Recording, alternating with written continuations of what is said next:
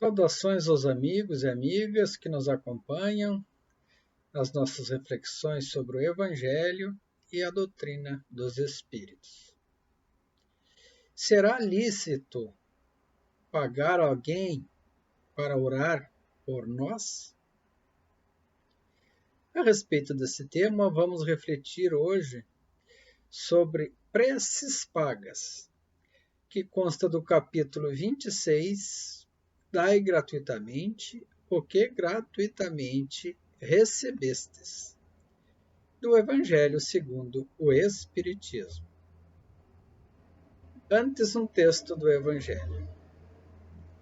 Estando todo o povo a ouvi-lo, Jesus disse a seus discípulos: Cuidado com os mestres da lei. Eles fazem questão de andar com roupas especiais e gostam muito de receber saudações nas praças e de ocupar os lugares mais importantes nas sinagogas e os lugares de honra nos banquetes. Eles devoram as casas das viúvas e, para disfarçar, fazem longas orações. Esses receberão condenação mais severa. Lucas 20, 45 a 47 e Mateus 12. Disse também Jesus, não façais que vos paguem as vossas preces.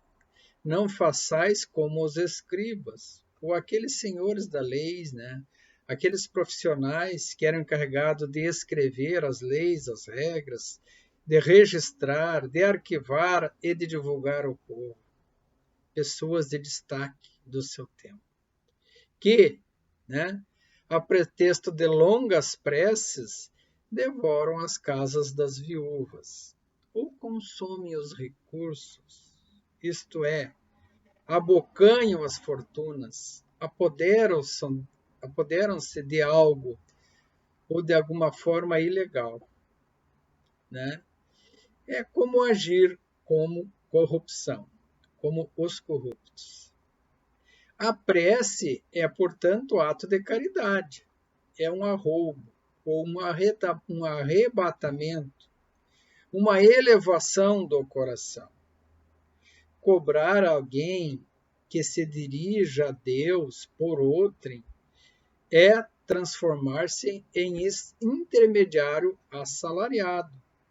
É um intermediário assalariado em trabalho profissional, como se fôssemos profissionais da reza ou da oração. A prece, então, fica sendo uma fórmula cujo comprimento se proporciona à soma do que custe. O quanto maior o pagamento, maior a prece. Ora, uma de duas. Deus ou mede ou não mede suas graças pelo número de palavras. Se estas forem necessárias, em grande número, por que dizê-las poucas? Ou quase nenhuma? Por que não pode pagar? Aquele que não pode pagar? É falta de caridade, nesse caso. Se uma palavra só basta, é inútil ou será inútil dizê-la em excesso. Por que então cobrá-la? É prevaricação, ou seja, prevaricação, ato ilegal, visando a interesse próprio ou interesse pessoal. Não é em prol do interesse comum, não é ato altruísta. Deus não vende os benefícios que concede. Como, pois, ou alguém que não é sequer o distribuidor deles, que não pode garantir a sua obtenção, cobraria por um pedido que talvez nenhum resultado produza? Não é possível ou não é crível que Deus subordine um ato de clemência, de bondade ou de justiça, de sua misericórdia, né, a quem solicite. É uma soma de dinheiro? Por soma de dinheiro? Do contrário, se a soma não fosse paga ou fosse insuficiente, a justiça, a bondade, a clemência ou o perdão de Deus ficaria em suspenso ou pendentes de serem atendidos? A razão, o bom senso e a lógica dizem ser impossível que Deus, a perfeição absoluta, o ser de extrema bondade e luz, a fonte primária de todo o amor e a sabedoria do universo, né, delegue a criaturas imperfeitas o direito de estabelecer preço por sua justiça. A justiça de Deus é como um sol, existe para todos, para os pobres e para os ricos, pois que se considera imoral traficar ou agir de forma ilegal ou fraudulenta com as graças, né? Ou influenciar ou oferecer favores a um soberano, ou de um governante da terra. Pode ser a ter por lícito ou correto o comércio com os soberanos do universo, Deus.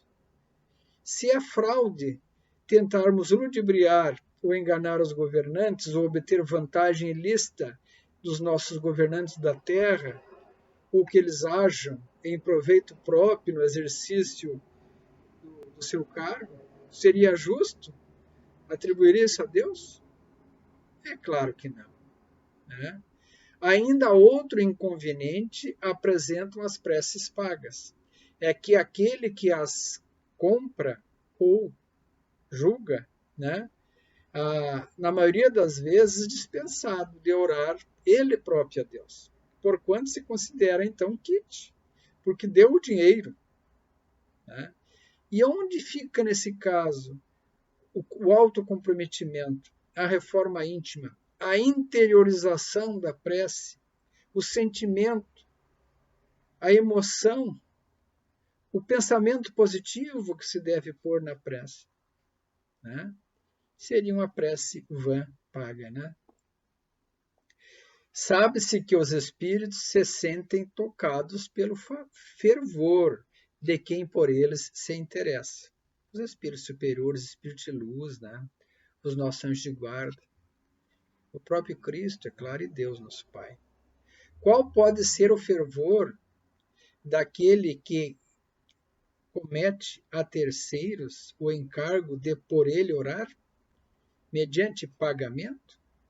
Qual o fervor desse terceiro quando delega o seu mandato a outro, este, outro, a outro, e assim por diante? Não será isso reduzir a eficácia da prece a um valor de moeda em curso? Ou, digamos, dos nossos dias, preço de mercado, valor de mercado. O que tem valor de mercado são as coisas do mundo, né? De acordo com a lei de oferta e procura. A prece a Deus é algo interiorizado, né? É algo nosso, que nós precisamos interiorizar. E devemos sim orar por nós mesmos, orar de coração e de sentimento pelos nossos irmãos, principalmente os mais necessitados, conforme disse Jesus, pelos encarnados e pelos desencarnados, conforme nos apregoa a doutrina dos Espíritos. Mas sempre uma prece dita com o coração, né?